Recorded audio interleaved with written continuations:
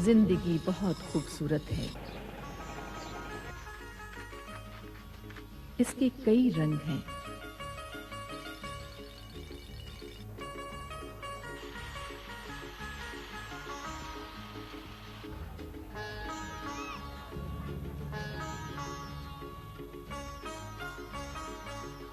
زندگی کے یہی روپ نہیں، ایک دنیا اور بھی ہے.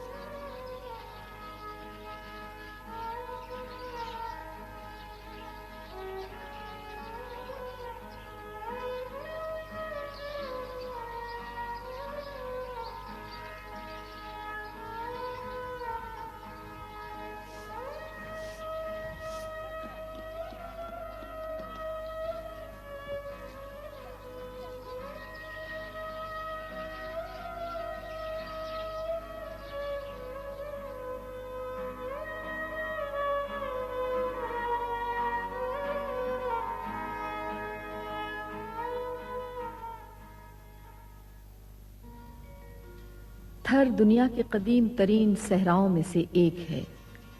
اس کا تعلق اس ارضیاتی دور سے ہے جو 4 ارب 60 لاکھ سال قدیم ہے. تھر بر اعظم ایشیا کا 9واں سب سے بڑا ریگستان ہے. اس کا رقبہ تقریباً 2 لاکھ مربع کلومیٹر ہے. یہ سرحد کے پار تک پھیلا ہوا ہے. ضلع تھر پارکر رقبے کے اعتبار سے صوبہ سندھ کا سب سے بڑا ضلع ہے. یہ 2 الفاظ کا مرکب ہے، تھر اور پارکر.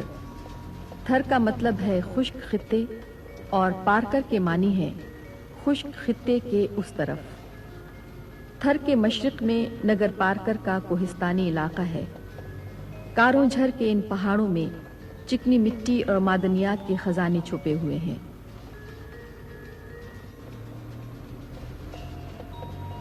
اس کے دامن میں نگر پارکر کا چھوٹا سا قصبہ آباد ہے.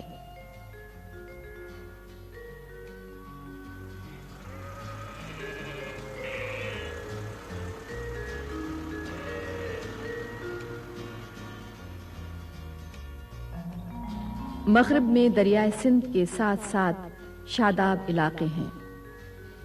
میرپور خاص تھر پارکر کا مرکزی شہر. یہ آموں کی پیداوار کے لیے بین الاقوامی شہرت رکھتا ہے.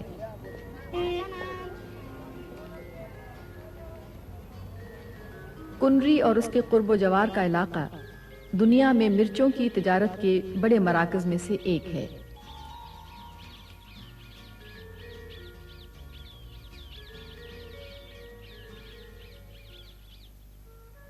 مشرق اور مغرب کے درمیان ریت ہی ریت ہے، پیاس ہی پیاس. تھر کا 80% سے زیادہ علاقہ ریگستان ہے، لیکن اس کی مٹی میں عجب تاثیر ہے.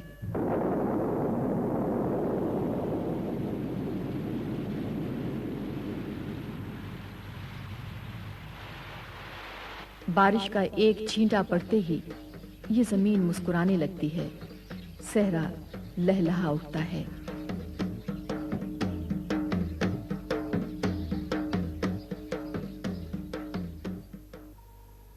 لیکن آنکھیں گہرے بادلوں کو ڈھونڈتی ہی رہتی ہیں.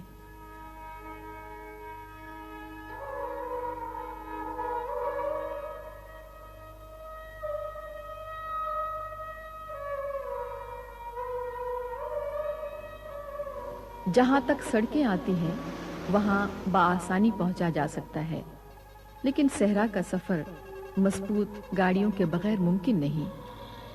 عام لوگ ایک جگہ سے دوسری جگہ جانے کے لیے مخصوص ساخت کے یہ ٹرک استعمال کرتے ہیں۔ انہیں مقامی آبادی کھیکھڑا کہتی ہے۔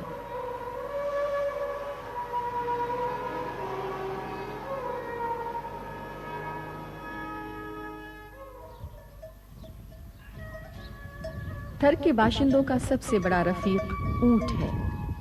جہاں کچھ بھی نہیں وہاں یہی سب کچھ ہے۔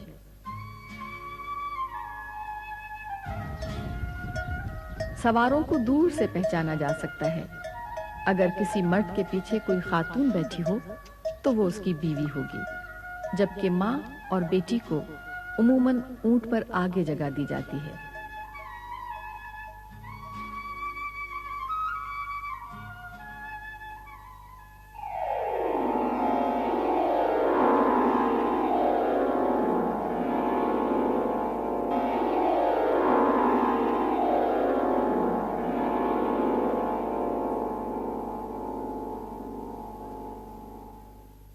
تھر کی تاریخ خود تھر کی طرح بکھری اور پھیلی ہوئی ہے۔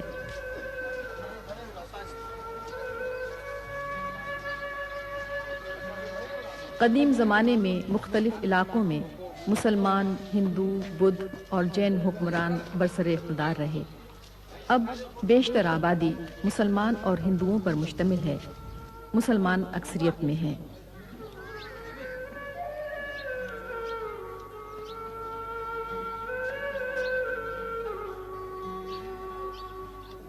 تھر کے باشندوں کو تھری کہا جاتا ہے۔ یہ کئی قبیلوں میں بٹے ہوئے ہیں۔ بہت سے قبیلے صرف اپنے ہنر سے پہچانے جاتے ہیں اور صدیوں سے اپنی جدی پشتی پیشے کو اپنائے ہوئے ہیں۔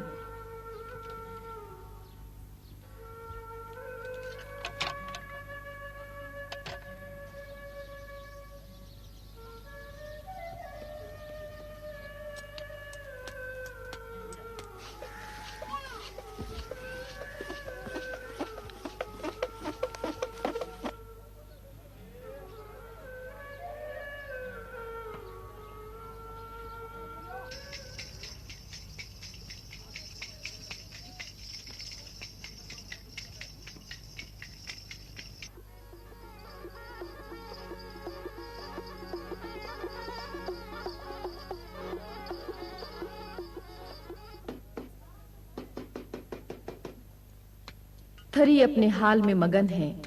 جو مل گیا کھا لیا، جو دستیاب ہوا پہن لیا۔ بعض اوقات تو ایک لباس جسم سے پھٹ کر ہی اترتا ہے۔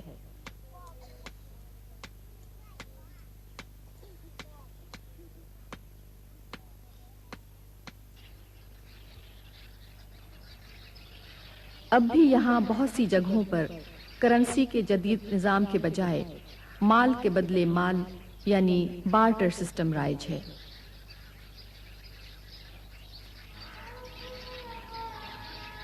تھری خواتین اپنے مخصوص کڑوں سے پہچانی جاتی ہیں۔ انہیں باہیوں کہتے ہیں۔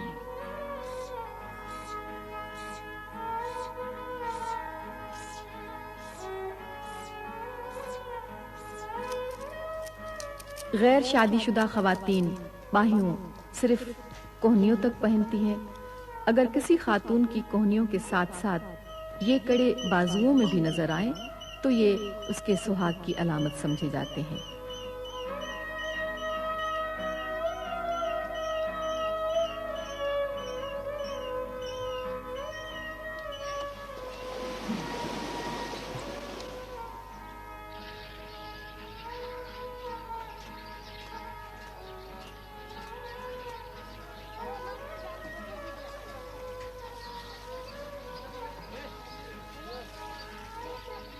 صحرا کی مٹی انسان کو بہت جلد سن بلوغت کو پہنچا دیتی ہے، اسی لیے یہاں 10-12 سال کی بچیوں کی بھی شادی کر دی جاتی ہے۔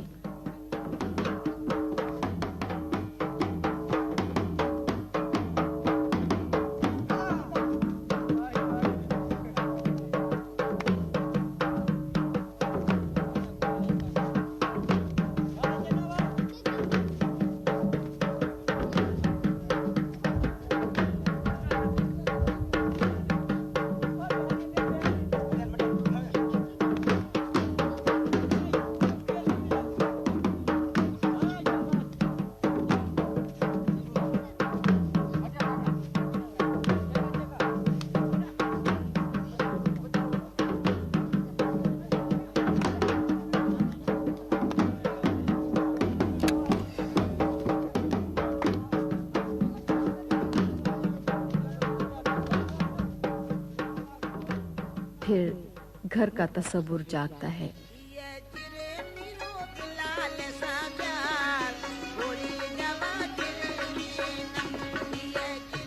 थरी इन मखसूस घरों में रहते हैं। इन्हें चने से मुशाबा होने की वजह से चौरा कहा जाता है। इसकी दीवारें और फर्श उमूमन मिट्टी और भूसे की होती हैं और छत दरख्त की शाखों और घास की मदद से बनाई जाती है। ये सर्दियों में गर्म और गर्मियों में सर्द रहते हैं। नर्म व नाजुक होने के बावजूद ये रेत के झकड़ों को बड़ी आसानी से सह लेते हैं। इनमें बारिश का पानी भी दाखिल नहीं होता।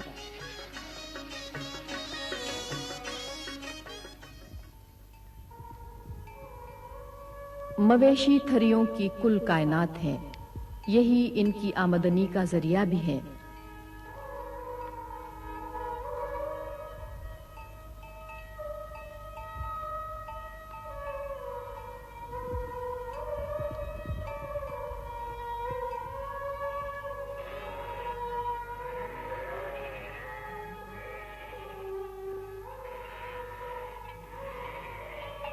जब इन्हें रकम की जरूरत होती है तो ये अपने मवेशियों को करीबी मंडी में लाकर फरोख्त करते हैं।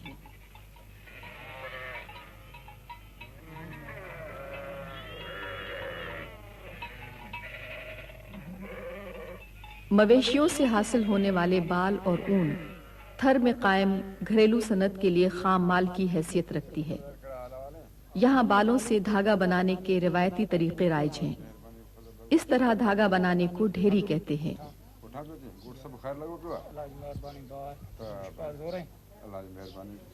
इन्हीं बालों से बनाई जाने वाली ये दरी खड़ कहलाती है।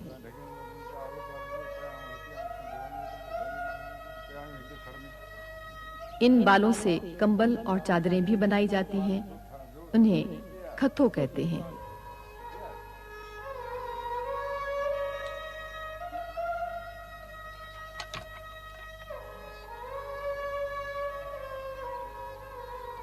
ख़वातीन और मर्द जो चादर पहनते हैं वो लोई कहलाती है।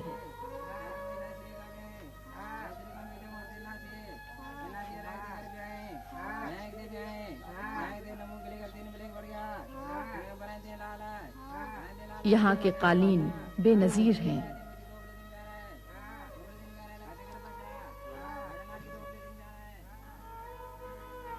बेरंग सहरा में गहरे रंग के मलबूस अजब रंग बिखेरते हैं। थरी ख़वातीन पर्दे की सख्त पाबंद हैं। अजनबी नजरों की चुभन को ये बहुत दूर ही से महसूस कर लेती हैं। यहाँ की औरतें पाकिस्तान की अक्सर ख़वातीन की तरह मर्दों के मुकाबले में ज्यादा काम करती हैं।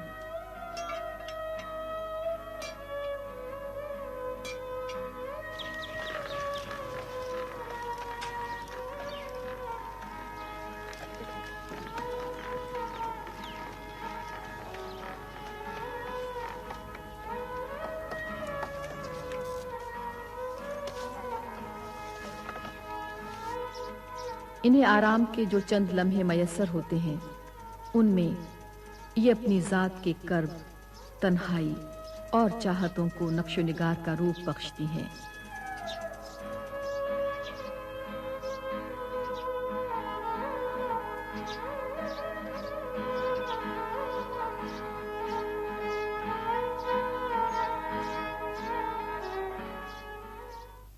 थर शराब नहीं हकीकत है।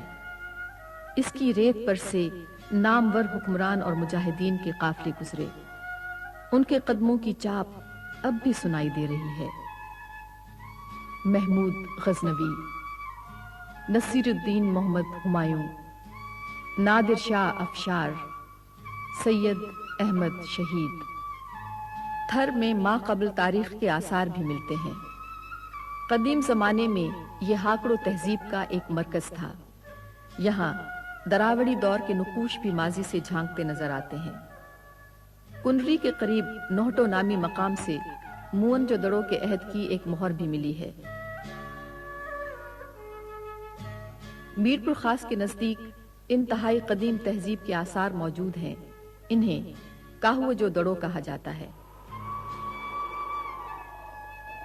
پاری نگر تقریباً 2000 سال قبل ایک بین الاقوامی بندرگاہ تھی۔ کبھی یہاں سمندر ٹھاٹھی مارتا تھا، اب یہاں ہر طرف ریت اڑتی ہوئی دکھائی دیتی ہے۔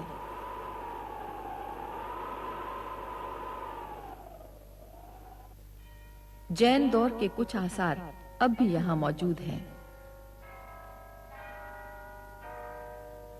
ویرا واہ میں واقع یہ خوبصورت مندر بھی جین تہذیب کی یادگار ہے۔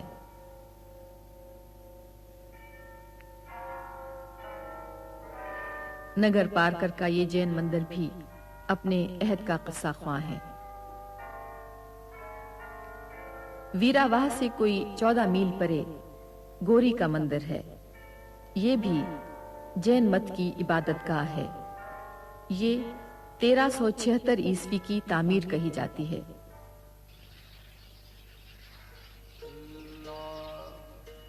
نگر پارکر سے 4 میل پہلے بھوڈے سر میں ایک تاریخی مسجد واقع ہے۔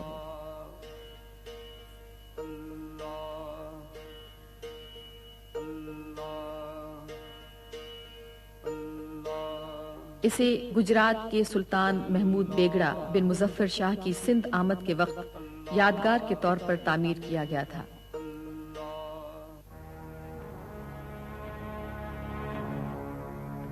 تھر میں کئی قلعے بھی تعمیر کیے گئے۔ یہ صحرا اور شاداب علاقوں کے سنگم پر واقع ہیں۔ 9 کوٹ کا قلعہ 1814 عیسوی میں ٹالپور حکمران میر مراد علی خان نے تعمیر کرایا تھا۔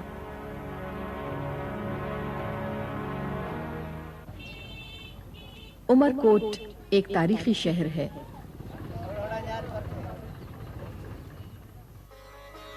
یہاں 1542 عیسوی میں مغل اعظم جلال الدین محمد اکبر نے آنکھیں کھولی۔ یہاں بھی ایک تاریخی قلعہ موجود ہے جو عمر سومرو بن دودو سے منسوب کیا جاتا ہے۔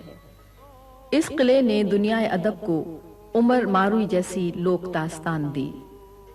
عظیم صوفی شاعر شاہ عبداللطیف بھٹائی نے اس لوک کہانی کو سر ماروئی میں بیان کر کے امر کر دیا۔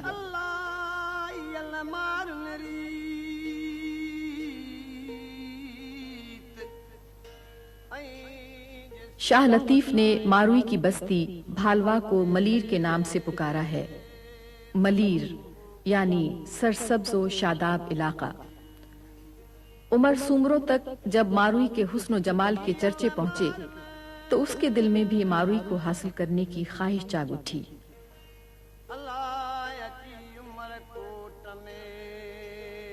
وہ ماروئی کی بستی میں آیا۔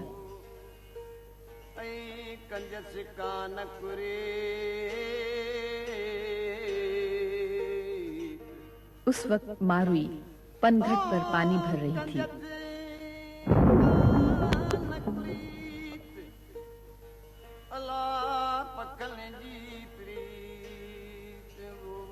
عمر سومرو اسے اٹھا کر عمر کوٹ لے آیا، جہاں اس نے ماروئی کو اس امید پر قید میں رکھا کہ شاید وہ شادی کے لیے راضی ہو جائے، لیکن ماروئی کی آنکھوں میں تو ملیر بسا ہوا تھا۔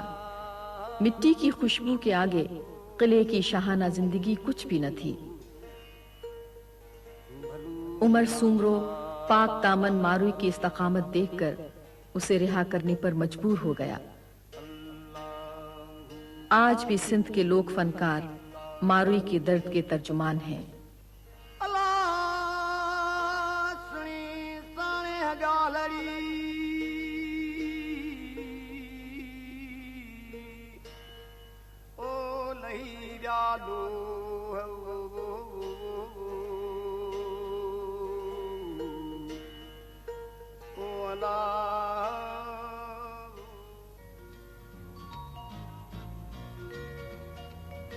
صحرا میں جاندار زندگی کی علامت ہیں۔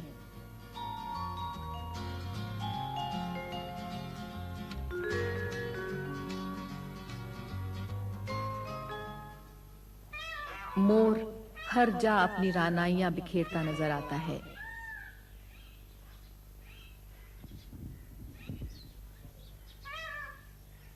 یہ سانپ کے جانی دشمن ہیں۔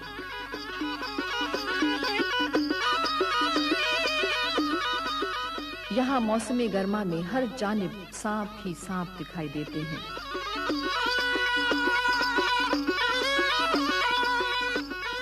पियण एक इंतहाई खतरनाक सांप है। मकामी रवायत के मुताबिक ये सोते हुए इंसान के जिस्म में अपना जहर सांस के जरिए दाखिल करके उसे हमेशा की नींद सुला देता है।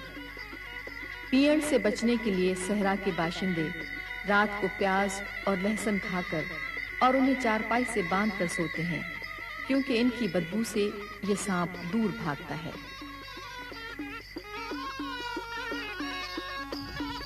लुंडी भी जहरीला सांप है।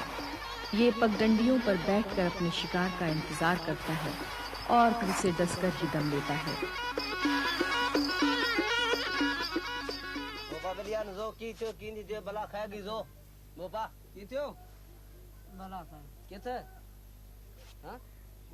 यहाँ सांप के कांटे का इलाज रिवायती तरीके से किया जाता है।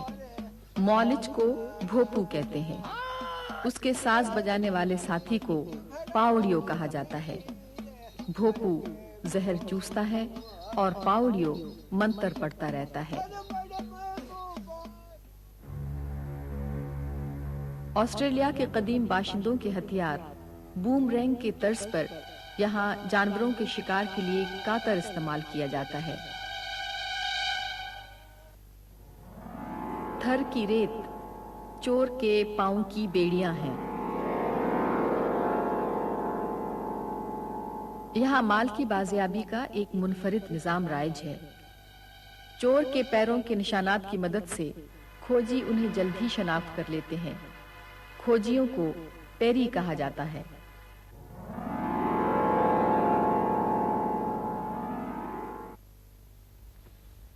बाबा जी ये पानी किथे मिलंदो? काटियो काटियो घणो परते आहे? ये तो बी है केड़े पासे आहे? इन पास इन पासे? हाँ। थर की पूरी जिंदगी का महवर पानी है। जहां जहां पानी है वहां वहां जिंदगी है।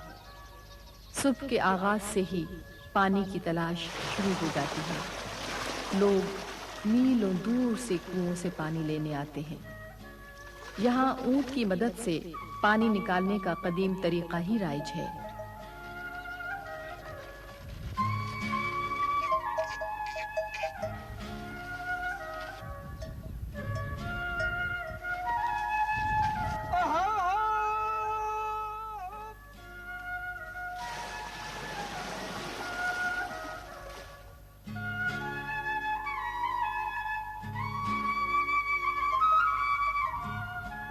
छोटे शहरों में पानी की मार्केटें भी कायम हैं।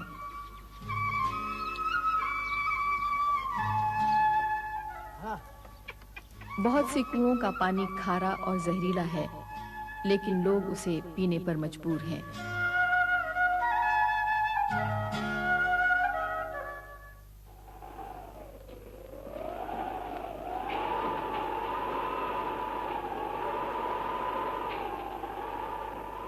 थर में कई मौसम अब्र बरसे बगैर ही गुजर जाते हैं।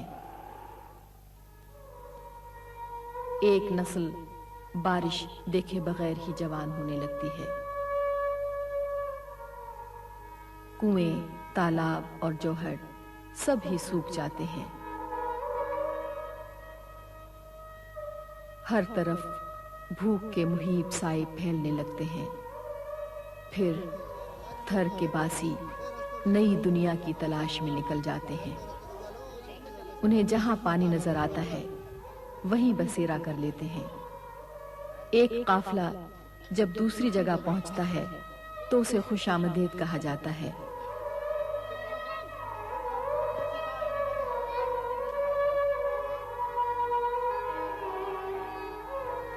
थर में छाई हुई खिजा में खुशी की यही चंद लम्हे हैं।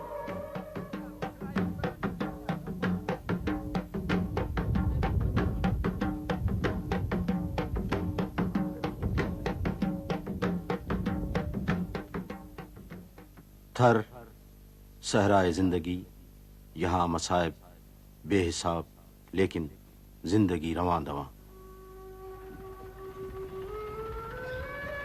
दुनिया में देहात सिमट रहे हैं اور شہر وسیع ہوتے جا رہے ہیں۔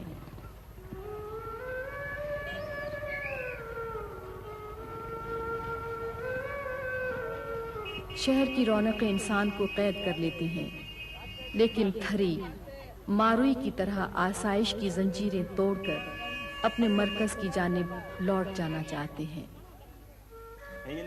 تھر کے لوگ اپنی مٹی، اپنی روایات اور اپنی آزادی سے محبت کرتے ہیں۔ ان کے دلوں میں دکھ موجزن ہے، لیکن چہروں پر جد و جہد سجی ہے۔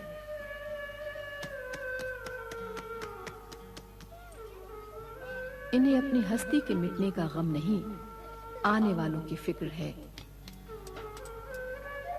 مصائب کا یہ کڑا دن بھی گزر ہی جائے گا۔ جب ابر برسیں گے تو ایک نیا دن شروع ہوگا۔ یہ اسی دن کے انتظار میں ہے۔